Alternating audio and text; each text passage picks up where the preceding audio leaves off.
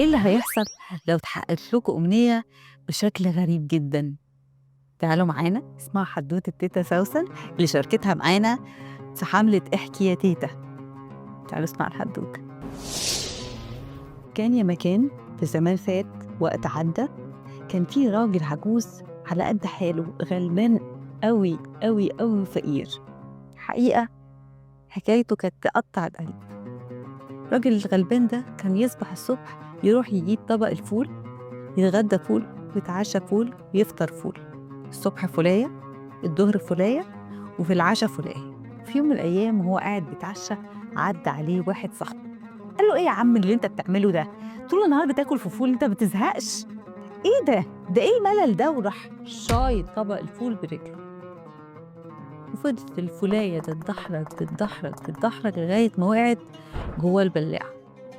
والراجل العجوز شافها وهي بتتدحرج لغاية ما وقعت جوه البلاعة وقعد يعيط: يا فلتي يا فلتي يا مشبعة جعتي، يا فلتي يا فلتي يا مشبعة جعتي.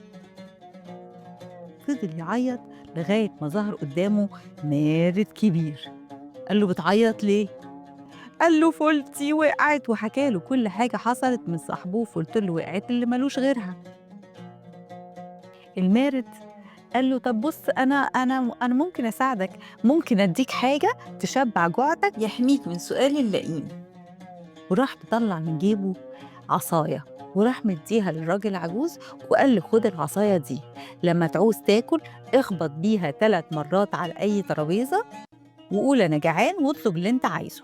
يعني 1، 2، 3 قُل أنا جعان واطلب اللي أنت عايزه. الراجل قال له: يا ابني أنت بتضحك يعني بتتريق عليّا، يعني احترم شيبتي، معقولة يعني الكلام ده؟ قال له: لا والله يا والدي اسمعني بس، دي حقيقية والله، جرّب بس ما أنتش خسران حاجة، بس خلّي بالك ما حدّش يستخدم العصاية دي غيرك أنت، أي حد هيستخدمها هتيجي معاه بالعكس. وسابه ومشي. الراجل العجوز قال إيه؟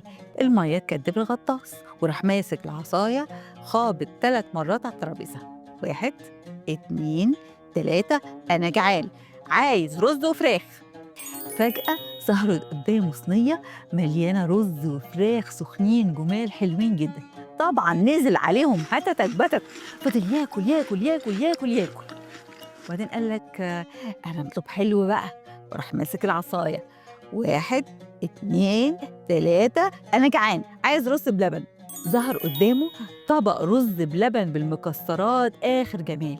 أكل، أكل، أكل، أكل، أكل، أكل لمّا شبع، وحس بإحساس أول مرّة يحسّه من زمن طويل. من كتر فرحته مسك في العصاية وفضل يبوس فيها، يبوس فيها، يبوس فيها، يبوس فيها، وأخدها في حضنه ونام. وقضّى بقية الأيام على ده الحال، لمّا يعوز ياكل الصبحية يخبط 3 مرات، الضهرية 3 مرات، بالليل 3 مرات، وفضل كده على ده الحال. في يوم من الأيام عدّى عليه الصاحب اللي مش بيتصاحب، ولمّا شافه قدّامه طبق كبير مليان أكل وحلويات ولحمة وفراخ وكل ما يتمناه أي إنسان، راح قايل له: إيه يا راجل أنت ده؟ أنت جِبت الحاجات دي منين؟ هو أنت هتكدب علينا؟ أنت فاهمنا يعني إن أنت فقير وما حيلتكش حاجة وأنت عندك كل ده وقدّامك طبق مليان؟ أنت جِبت الحاجات دي منين؟ قعد الراجل يقول له: لا والله ده في واحد عدّى عليّا وادّاني عصاية وباطلب منها اللي أنا عايزه وعندي كل حاجة أنا هاتمناها. رَد عليه الراجل قال له: يا سلام! عصاية إيه؟ إيه الكلام الفارغ ده؟ قال له: طب هاقول لك، قُل لي نِفْسك تاكل في إيه دلوقتي؟ قال له: آكل إيه وكلام فارغ إيه؟ قال له: بس قُل لي نِفْسك في إيه تاكله دلوقتي؟ رُز بلبن. فراح ماسك العصاية الراجل عَد: 1، 2، 3، أنا جعان عايز رُز بلبن. طبق رُز بلبن طلع. الراجل أول ما شاف الكلام ده قال له: صحيح، صحيح، صح، باين صح، صح، صح، اللي أنت بتقوله ده صح، صحيح، صحيح، وأخد بعضه ومشي.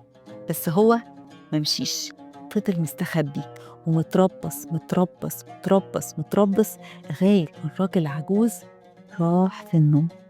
ودخلت لغاية ما وصل عند العصاية وسح وسحب العصاية، جري بره البيت على بيته، دخل بيته قفل الأبواب والشبابيك علشان يطلب براحته. مسك العصاية، 1 2 3 أنا عايز فلوس. زبالة ظهرت على الترابيزة. إيه الحكاية دي؟ 1 2 3 أنا عايز دهب. صراصير ملت المكان. 1 2 3 عايز ألماظ. حشرات ملت المكان والبيت كله بقى زبالة وحشرات. الراجل اتعصب، قال ايه ده البتاعة دي مش شغالة، واخدها ورجع عند الراجل عجوز رماها في وشه، قال له البتاعة دي مش شغالة، انت بتضحك عليا، انت بتقول ان هي بتخليك تجيلك اي حاجة انت عايزها، مفيش الكلام ده. الراجل العجوز بص له كده وقال له ما اصل انت مشيت قبل ما اقول لك يعني بقية الحكاية. انا نسيت اقول لك او انت ما استنيتش اقول لك انه محدش يقدر يستخدم الحاجة دي الا انا. يعني لو كنت جيت لي وطلبت مني اللي انت عايزه كنت عملته لك، لكن انت طماع واناني وطرده بره البيت وما بقاش بيشوف ولا بيجي ناحيته. الحدوته دي حكيتها لنا تيتا سوسة علشان تفكرنا ان الكنز الحقيقي مش في العصايه، الكنز الحقيقي والسحر هو في القلب الطيب. وانتوا ايه رايكم؟ اكتبوا لي في التعليقات. وتوته توته خلصت الحدوته، يا رب تبقى حلوه ومش ملتوته. واذا عجبتكم الحدوته دوسوا دوسه صغنطوطه على كل الزراير الموجوده على هذه الشاشه المفتوحه على قلوبكم الطيبه. اشوفكم المره الجايه. سلام.